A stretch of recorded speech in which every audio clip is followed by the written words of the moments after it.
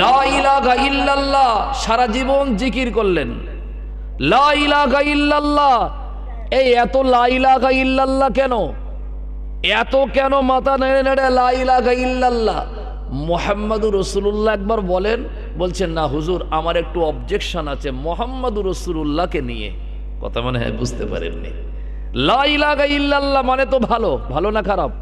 আল্লাহকে আমি এক বলে মানি, আল্লাহ একক, আল্লাহ এক, আল্লাহ ওয়াহিদ, আল্লাহ আহাদ। আল্লাহ ছাড়া কোনো মালিক নাই, আল্লাহ ছাড়া কোনো প্রভু নাই, আল্লাহ ছাড়া কেউ নাই, তিনি সর্বশক্তিমান। এই বিশ্বাস ভালো না খারাপ? কিন্তু লা ইলাহা ইল্লাল্লাহ ঈমান না, লা ইলাহা ইল্লাল্লাহ ঈমান না। আপনারা বলবেন হুজুর তা কেমনে হয়? লা ইলাহা ইল্লাল্লাহ আল্লাহকে ভালোবাসা ভালো হতে পারে, কিন্তু আপনি ঈমানদার হতে পারবেন না। লা ইলাহা ইল্লাল্লাহর সাথে সাথে যতক্ষণ মুহাম্মাদুর রাসূলুল্লাহ না বলবেন, ঠিক না বলবো বাবা? আল্লাহকে মানি কিন্তু নবীকে মানি না, ঈমানদার তো নাকি? তাহলে ঈমানদার হতে গেলে লা ইলাহা ইল্লাল্লাহ মুহাম্মাদুর রাসূলুল্লাহ। আপনি যদি কলেমার জিকির করেন, শুধু লা ইলাহা ইল্লাল্লাহর জিকির আল্লাহর দরবারে কবুল হবে না যতক্ষণ মুহাম্মাদুর রাসূলুল্লাহ না বলবেন, ঠিক না বলবেন? তাই না? হ্যাঁ, আল্লাহকে মানা, নবীকে মানা। আচ্ছা, নবীকে যদি কেউ মানে বা বিশ্বাস করে, লাভ না লস? কতটা লাভ বলবো যে তা কি করে বলবো? লাভ শুনেছি, ওলি শুনেছি। আমাদের সমাজে আলেমরা ওয়াজে বলে যায় না, লা ইন্না ওলিয়া আল্লাহ লা খাউফুন আলাইহিম ওয়া লা হুম ইয়াহজানুন। আসলে এটা মানুষকে বোঝানোর জন্য কোরআনের আয়াত নাজিল করা হয়নি, এটা বোঝাতে বলেছে আল্লাযীনা আমানু ওয়া কানু ইয়াত্তাকুন। এটাও বলো, কথা বুঝতে পেরেছেন? আল্লাযীনা আমানু ওয়া কানু ইয়াত্তাকুন, এটা আলেম সমাজ শোনায় না, ওরা গোপন রাখে। কেন গোপন রাখে? যে এটা বলা যাবে না। আসলে আল্লাযীনা আমানু ওয়া কানু ইয়াত্তাকুন হচ্ছে ওলির শর্ত, পীর হওয়ার শর্ত, আল্লাহর মাহবুব হওয়ার শর্ত, আল্লাহর পিয়ারা হওয়ার শর্ত। আমি বলবো, টুকটুক করে শুনবেন, মজা লাগবে। এই আল্লাহ পাকের বান্দা খুব ঠান্ডা মাথায় বুঝুন, আল্লাযীনা আমানু ওয়া কানু ইয়াত্তাকুন, আপনাকে এটা আগে মানা লাগবে।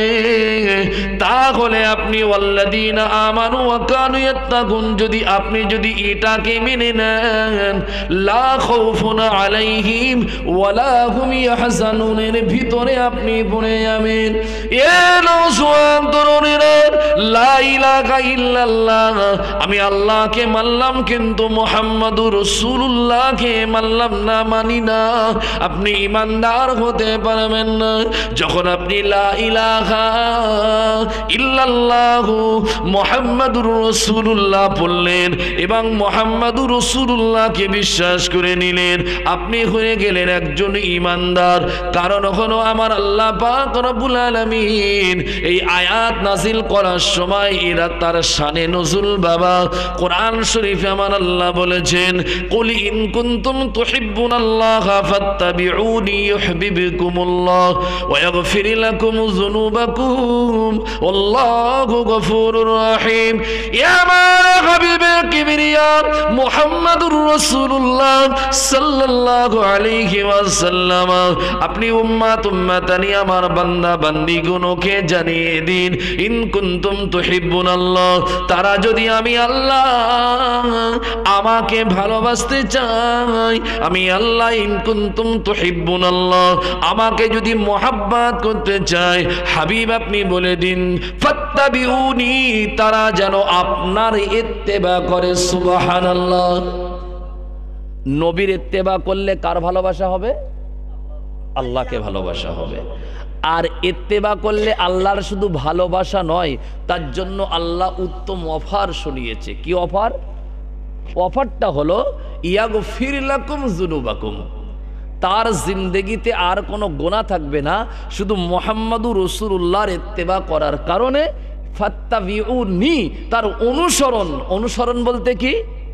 অনুসরণ মানে মোহাম্মদুর রাসূলুল্লাহর 63 বছর হায়াতার জিন্দেগিতে হুজুরে করিম যেটা করেছেন, যেটা বলেছেন, যে রাস্তা ধরেছেন, যে কাজ করেছেন, যেভাবে কথা বলেছেন, যেভাবে খাওয়া দাওয়া করেছেন, যেভাবে চলাফেরা করেছেন, যেভাবে আত্মীয়তা বজায় রেখেছেন, যেভাবে সাহাবাদের কাছে তিনি জীবন যাপন করেছেন, প্রত্যেকটা অনুকরণ করা, প্রত্যেকটা অনুসরণ করার নাম হচ্ছে ইত্তেবা। ঠিক না ভুল বাবা? কিছু ছাড়বো যেগুলো আমার অনুকূল মতন, যেগুলো আমার অসুবিধা নাই, বাধা নাই, ওটা আমি করব। যেগুলো একটু ডিস্টার্ব দেখা দেবে, ডিস্টার্ব বোঝেন তো, যেগুলো আমার একটু ডিস্টার্ব দেখা দেবে ওগুলো ছেড়ে দেবো, ওগুলো করা যাব না। আচ্ছা, সত্যি কি রাসূলুল্লাহর অনুকরণ করা হবে? রাগ করেন না বাবা, হয়তো আপনাদেরকে আমি বলছি কিন্তু কথাগুলো বুঝবেন। যেগুলো আমার ভালো লাগবে সেগুলো করব। যেমন আজকের মিলাদ শুনতে এসেছি একটা টুপি মাথায় দিয়ে, এটা আমার ভালো লেগেছে তাই আমি এসে বসেছি। কিন্তু আমি যদি এখন বলি, রাগ করেন না, যদি